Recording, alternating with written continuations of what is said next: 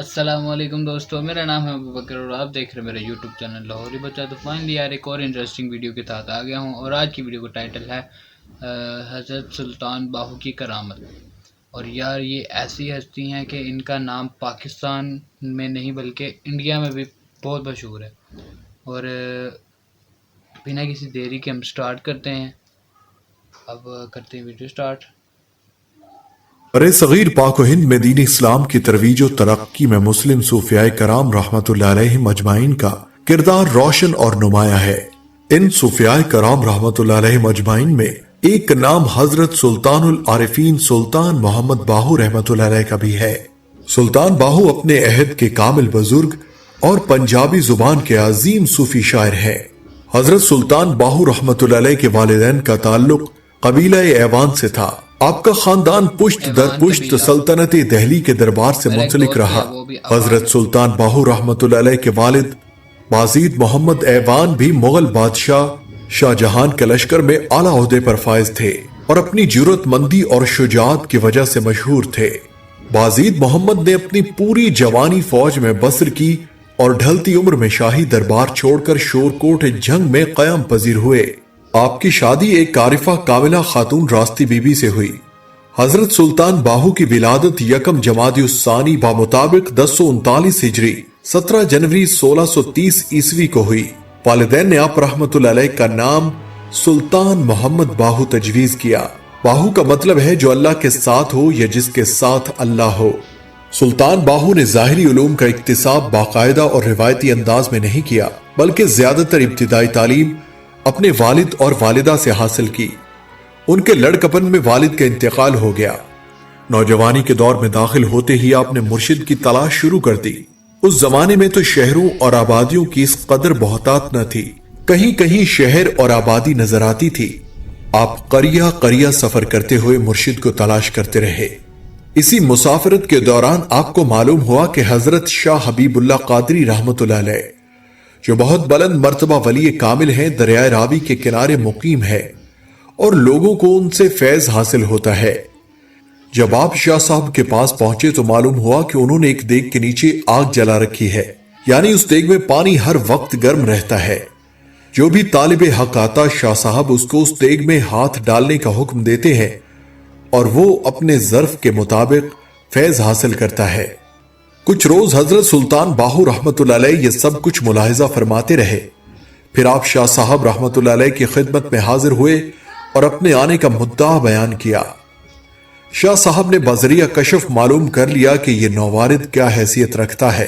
اس کے باوجود فرمایا کہ کیا تم نے دیگ میں ہاتھ ڈالا؟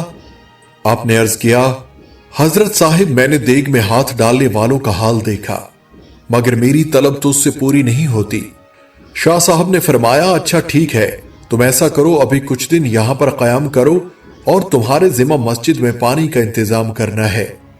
مسجد کے کنارے ایک کنواں تھا، اس میں سے ڈول بھر بھر کر پہلے تو مشک میں ڈالا جاتا اور اس کے بعد مسجد کے صحن میں موجود حوض جو وضو کے لیے ہوتا ہے اس کو بھرا جاتا تھا۔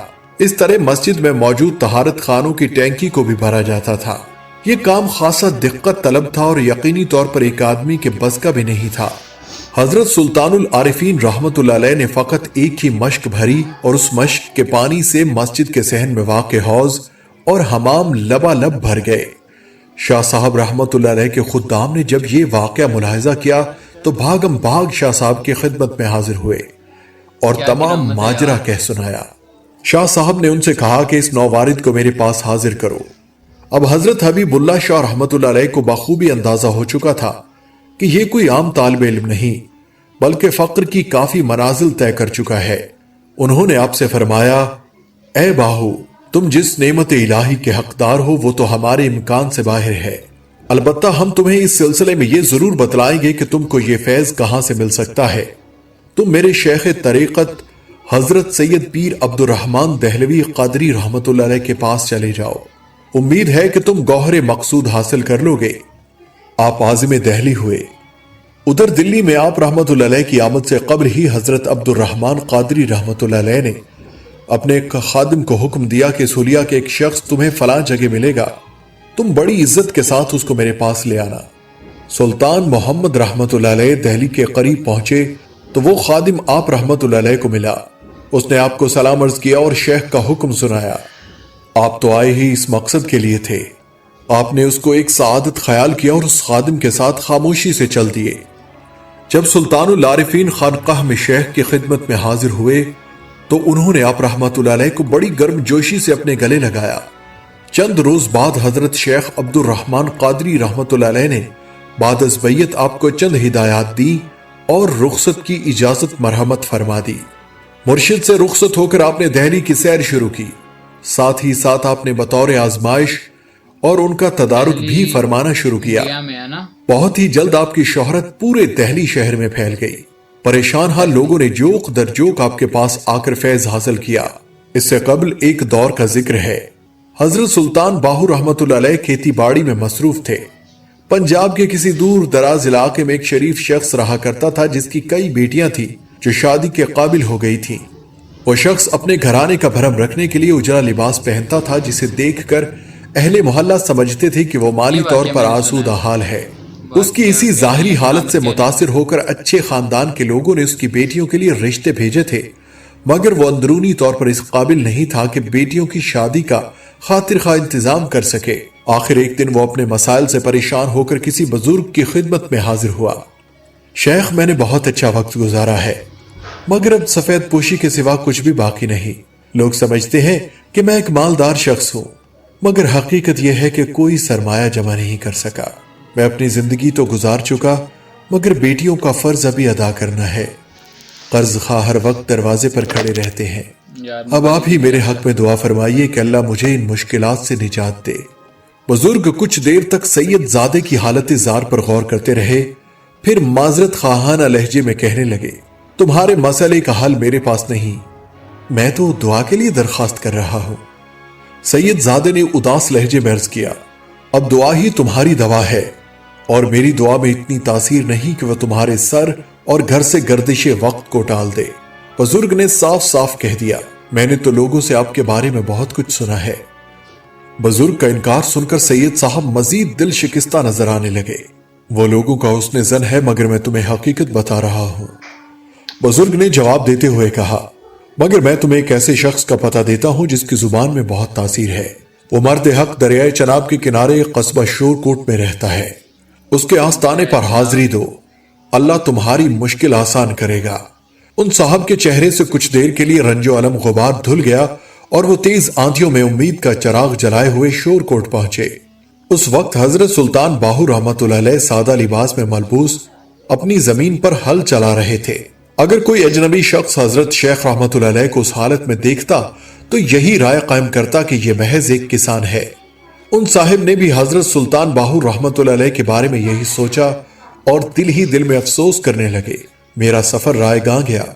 جو شخص خود اتنا پریشان حال ہو وہ کسی دوسرے کی کیا مدد کر سکتا ہے؟ یہی خیال کر کے وہ صاحب واپس جانے کے لیے مڑے۔ ابھی وہ چند قدم آگے بڑھے ہوں گے کہ حضرت سلطان باہو رحمت اللہ علیہ کی صدائے دل نواز سنائی دی، محترم جناب، اتنا طویل سفر اختیار کیا اور موسم کی سختیاں برداشت کی، پھر بھی ہم سے ملاقات کیے بغیر واپس جا رہے ہو؟ کیا لفظ ہیں؟ اپنا نام سن کر وہ صاحب حیرت زدہ رہ گئے۔ بڑی عقیدت کے ساتھ حضرت سلطان باہو کی خدمت میں سلام پیش کیا اور سفر کی وجہ بیان کرنے لگے۔ حضرت سلطان باہو رحمت اللہ علیہ نے بہت غور سے ان کی درخواست سنی، پھر نہایت شیریں لہجے میں فرمانے لگے، تم میرا کام کر دو، میں تمہارا کام کیے دیتا ہوں، اس لیے کہ کام کا بدلہ کام ہے۔ انہوں نے بڑی حیرت سے حضرت سلطان باہو رحمت اللہ علیہ کی طرف دیکھا۔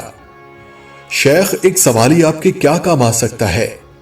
میں اپنے ایک ضروری کام سے فارغ ہو کر ابھی آتا ہوں، جب تک تم میرا حل چلاؤ، بس یہی کام ہے۔ اتنا کہہ کر حضرت سلطان باہو رحمت اللہ علیہ تشریف لے گئے۔ اس دوران وہ صاحب حل چلاتے رہے۔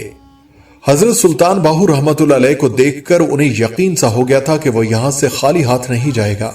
تھوڑی دیر بعد حضرت سلطان باہو رحمت اللہ علیہ واپس آئے اور اپنے سامنے پڑا ہوا مٹی کا ایک ڈھیلا اٹھا کر زمین پر مار دیا۔ انہوں نے حضرت سلطان باہو رحمت اللہ علیہ کے اس عمل کو بڑی حیرت سے دیکھا، مگر دوسرے ہی لمحے اس کی آنکھیں خیرہ ہو گئیں۔ ارد گرد کے سارے ڈھیلے سونا بن گئے تھے۔ سید، اپنی ضرورت کے مطابق سونا اٹھا لو۔ حضرت سلطان باہو رحمۃ اللہ علیہ نے بے نیازانہ فرمایا۔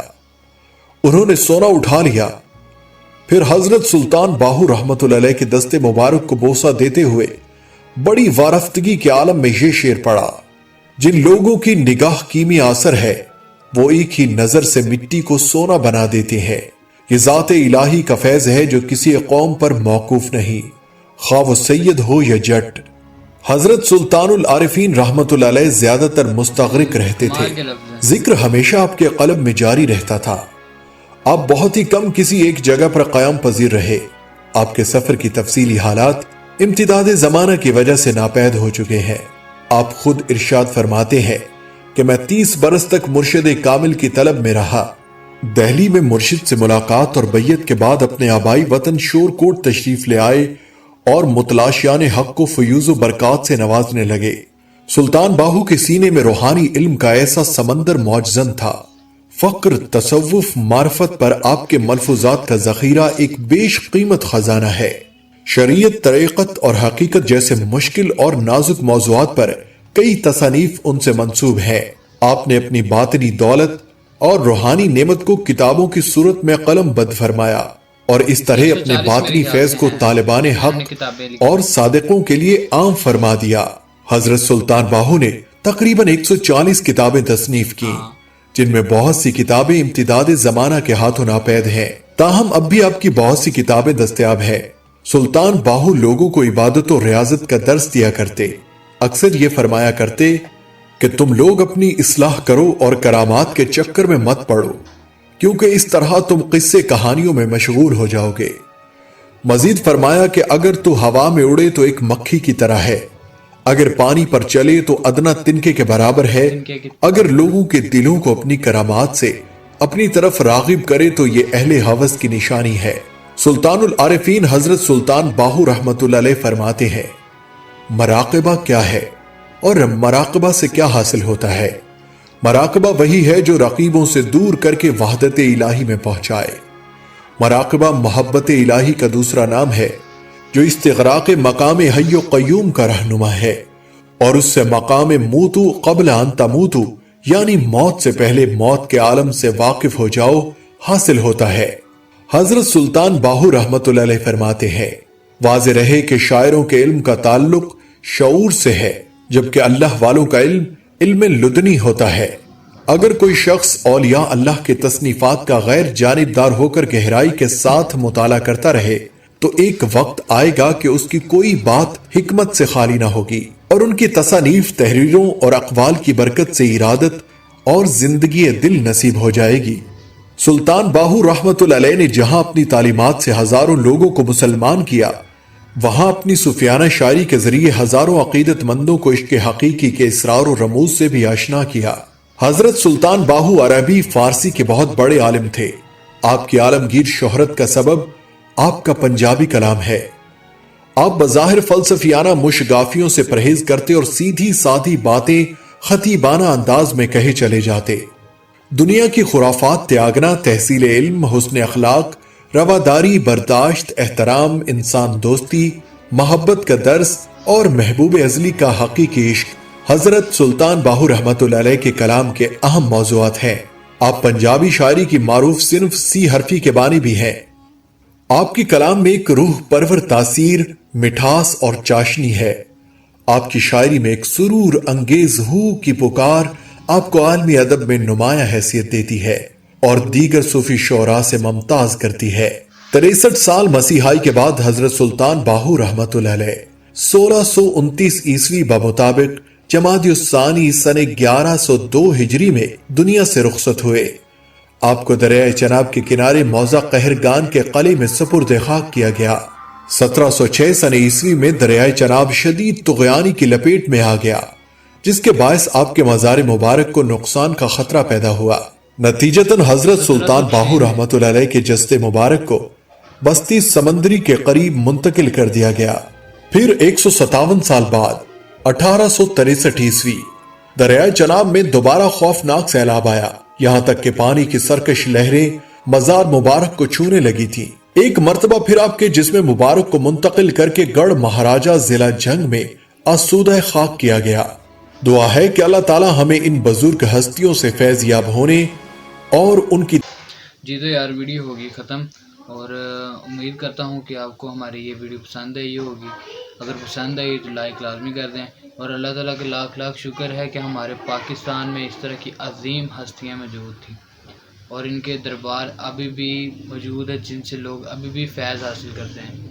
और अगर आपको मेरी ये वाली वीडियो पसंद आई है तो लाजमी लाइक कर देना, और कमेंट बॉक्स में लाजमी बताना कि अगर आपको इस तरह की वीडियोज़ और चाहिए तो बता देना, मैं हाजिर हूँ, इस तरह की वीडियो बनाता रहूँगा। और लाजमी यार सब्सक्राइब कर दें। आपको पता है ना भाई, आपका गर्मी में बैठा है, ये देखो पसीना कितना आ रहा है, क्योंकि अगर पंखा चलाता ना तो फिर आवाज़ आनी थी, तो इसलिए प्लीज़ ना यार, गर्मी में बैठ के मैं वीडियो बना रहा हूँ। लाजमी लाइक कर दें मेरी वीडियो को, शेयर कर दें अपने दोस्तों के साथ मेरा चैनल, और सब्सक्राइब करना ना भूलना। तब तक के लिए बाय, मिलते हैं अगली वीडियो में। अल्लाह हाफिज़।